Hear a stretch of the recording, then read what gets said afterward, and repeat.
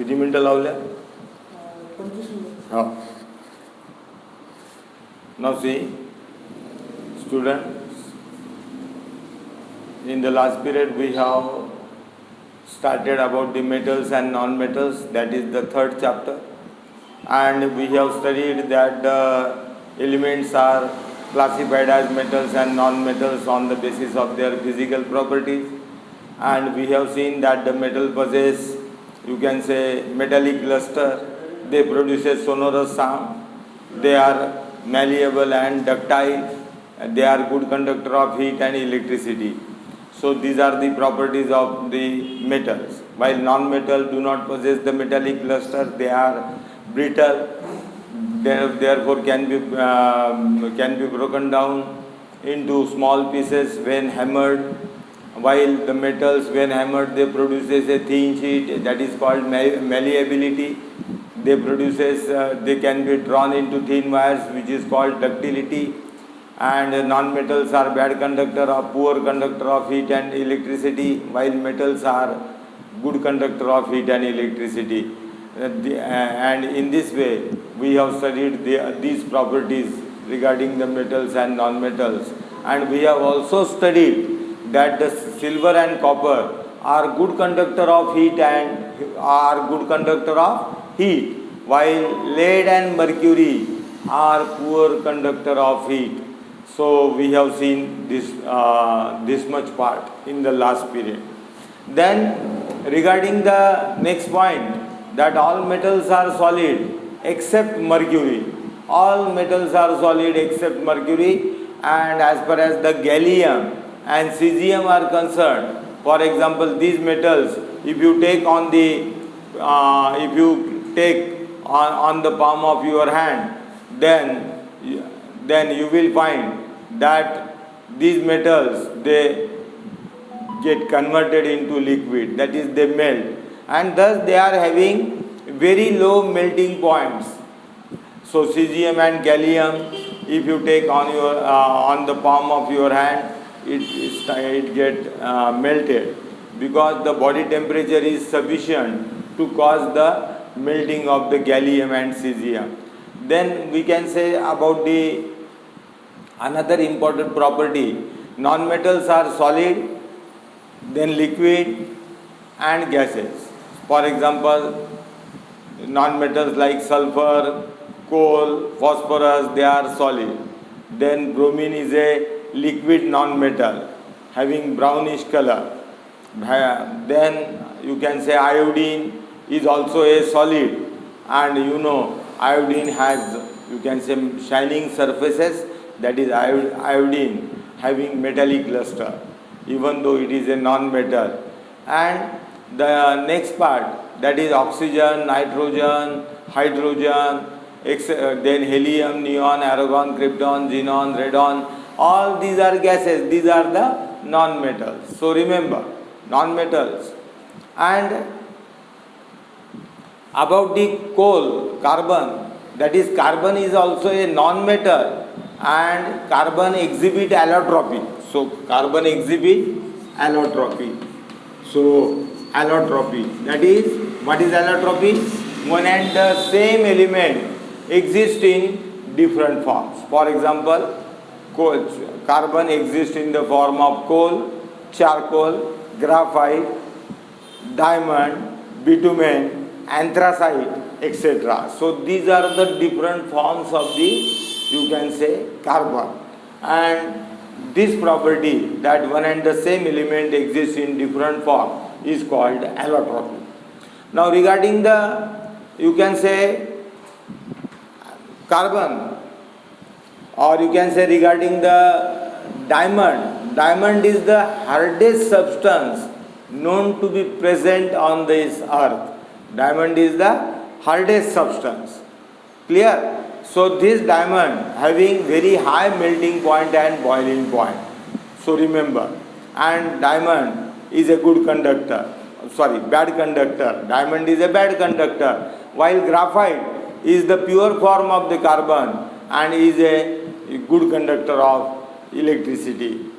Now regarding the next point, that is sodium, lithium, sodium, potassium. Lithium, sodium, potassium. These are soft metals and can be cut by knife.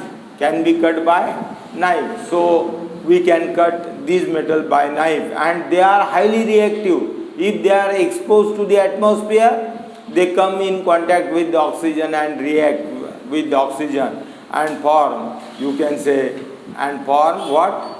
Form their oxide. Oxide further react with moisture and form hydroxides. Hydroxide further react with carbon dioxide to form carbonates. And in this way, lithium, sodium, potassium, they are silvery white metals, can be cut by knife, and they are very reactive, and therefore these metals, they are always immersed in the kerosene oil. So we put the lithium, sodium, potassium in the kerosene oil in order to prevent their contact with the, you can say, atmosphere, that is oxygen, moisture, etc. So then you can say these metals, they are called alkali metals, because you can say these metals you can say react with water and produces alkali like NaOH, KOH, LiOH, etc. And thus you can say they produces the alkali, and therefore they are called alkaline metals. Then we will study about the another metals. For example, take the magnesium metal and take, you can say, another metal, magnesium ribbon, and you can also take the sulfur powder. For example, two elements. We have taken one magnesium ribbon and one sulfur powder. Now burn the magnesium ribbon. Now for example, magnesium ribbon on heating burns to give a white dazzling flame, and this white dazzling flame, you can say, after burning, form magnesium oxide. So twice Mg plus O2 giving twice MgO. And this MgO dissolve in water and to give MgOH by 2. Now see, MgOH by 2, magnesium hydroxide. Now we have taken magnesium ribbon, we burn it and we collect the white ash which is formed, and this white ash is then dissolved in water to form hydroxide. And this take the litmus paper. For example, add some quantity of water. Now after adding the water in the, you can say, magnesium oxide, take the red litmus paper and touch it with the solution of the magnesium hydroxide. The red litmus turns blue. This indicates that magnesium oxide is basic in nature. So magnesium oxide is basic in nature, and as the magnesium oxide is basic in nature, in general we can say that metallic oxides or metal form metallic oxide, and these metallic oxides are basic in nature. Then take the sulfur powder, burn it, because sulfur burn easily, and then cover the test tube on its burning, so that the gas which is evolved by the burning of sulfur that will be collected in the test tube. Then add few ml of water, 1-2 ml of water, and shake and try to dissolve the gas in water, and then touch the blue litmus with the solution. You will find that this solution turns the blue litmus red, indicating that the sulfur dioxide is acidic in nature, and therefore oxides of non-metal or non-metallic oxides are acidic in nature, remember, and metallic oxides are basic in nature. So see, S plus O2 sulfur giving SO2 and SO2 plus H2O giving H2CO3. H2SO3, sulfurous acid. So this is sulfurous acid. This is sulfurous acid. So S plus O2 giving SO2, SO2 plus H2O giving H2SO3, sulfurous acid. And in this way,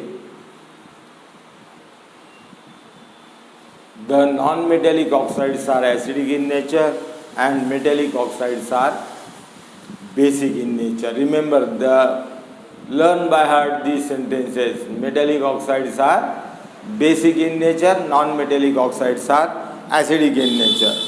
Then we have to study the chemical properties. Chemical properties of the... So, see, before that, there are questions in the book. Give an example of a metal which is, number one, which is liquid at room temperature. So we know that mercury is a metal which is liquid at room temperature. Then which can be easily cut with a knife. So lithium, sodium, potassium. So sodium is the best example which we are using in the laboratory. Sodium can be cut easily with the knife. So then which is the best conductor of heat? So best conductor of heat, copper and silver are the best conductor of heat. Then poor conductor of heat, mercury and lead are poor conductor of heat. Explain the meaning of malleable and ductile. So malleability is the property of metal which can be converted into thin sheet after repeated hammering. So metals when hammered repeatedly get converted into thin sheet. This property is called malleability. And when the metals can be drawn into wire, thin wire, this property is known as ductility or ductile. So metals are ductile generally. Most of the metals are ductile like copper, gold, silver, iron, magnesium, etc. Lead also, tin, lead, etc. So these are the ductile metals, can be drawn into thin wires. And so this is all about the questions. Then we have to study about the chemical properties, that is, now you know about the burning of the metals. For example, magnesium burn, but iron filings when heated they does not burn. But if they are held continuously in the burner's flame, they burn, isn't it? And thus you can say iron filing burn. Copper when heated strongly on the burner's flame, then it get converted into what? It get converted into blackish copper oxide, that is copper 2 oxide, twice Cu plus O2 giving twice Cu or blackish oxide. Then another important point, that copper get converted into blackish copper 2 oxide, twice Cu plus O2 giving twice Cu copper 2 oxide, or it is a cupric oxide because valency of the copper in this compound is 2 and therefore cupric oxide. Then about the silver, gold, etc., on heating very strongly, even if the gold when made red hot, it does not combine with the oxygen, air, etc. And thus gold, silver, they are chemically inert and do not react with the air on heating also, and they do not burn. They become red hot, but they do not react with the gold, silver, they do not react with the oxygen, air, etc. And the first property, chemical properties of metals. So chemical properties of the metals. Chemical properties of the metals.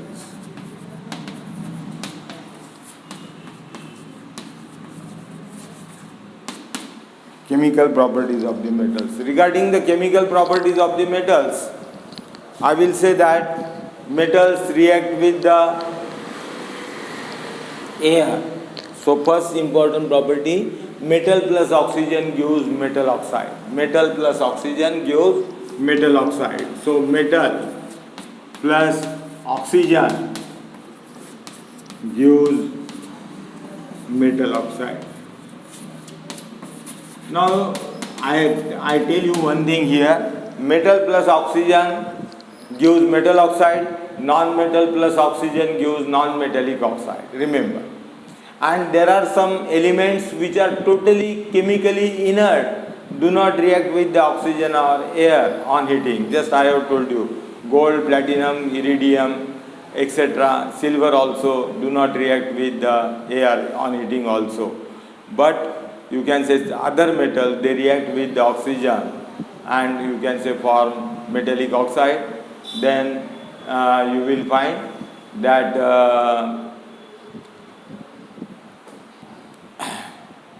non-metals also react with the oxygen. For example, particularly some non-metals like sulfur, coal, then phosphorus, they react with the oxygen and form non-metallic oxides. Now we can write, for example, sodium. Sodium reacts with the sodium, potassium, oxygen, lithium, sodium, potassium, lithium. They react with the oxygen and form, you can say, they are metallic oxide. And how we can write the equation? LiC plus O2 giving Li2O. Now 4Al, 4Li plus O2 giving twice Li2O. Then 4Na plus O2 giving twice Na2O. Now why we are writing the formula of Na2O? Because the valency of oxygen is 2 and valency of sodium, lithium, potassium is 1, and therefore we can write that formula becomes Li2O, Na2O, then 4K plus O2 giving twice K2O, potassium oxide. Then again magnesium oxide, Mg, valency of Mg is 2. See, because magnesium is the element of second A group of the periodic table. Lithium, sodium, potassium, they are the elements of the first A group of the periodic table. And thus you can say they are forming twice MgO. So 2 molecules of magnesium oxide. And thus then copper, twice Cu plus O2 giving twice CuO. Then cupric oxide. Then about the, aluminium. Aluminium, valency of aluminium is 3. Valency of oxygen is 2. So 4Al plus O2 giving twice Al2O3. So here thrice O2. 4Al plus thrice O2 giving twice Al2O3. Now see 6 oxygen atom, 6 oxygen atom, 4Al twice Al2O3. And in this way there is a formation of aluminium oxide. Then you can write the reaction of, you can say aluminium, copper, then you can say iron also. So you can write the, you can say chemical reaction, that is formation of oxides. Then these metallic oxides, for example, copper reacts with hydrochloric acid. You know how copper reacts, because dilute hydrochloric acid do not react with the copper. Dilute H2SO4 do not react with the copper, and thus copper is, you can say, does not react. Copper does not react with dilute HCl and dilute H2SO4. But concentrated sulfuric acid reacts with the copper metal and forms copper sulfate with the liberation of SO2 gas, isn't it? And then you can say that these oxides, for a metallic oxide, reacts with the dilute HCl, dilute H2SO4 and form salt and water.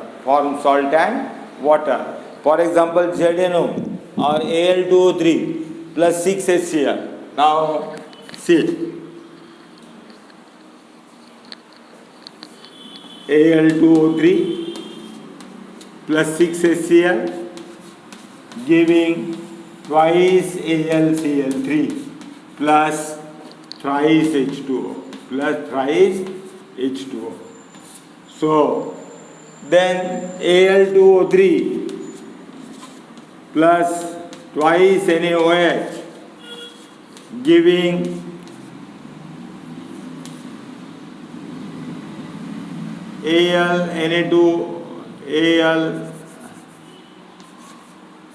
Na2AlO2 or C plus H2O. So here NaAlO2, here we can write twice NaAlO2 plus H2O. So see, 3 oxygen atom, 2 oxygen atom, Al2O3 plus twice NaOH giving twice NaAlO2 plus H2O. So 2 hydrogen atom, total oxygen atom in 5, 3 plus 2, here 4 and 1. So this is sodium aluminate.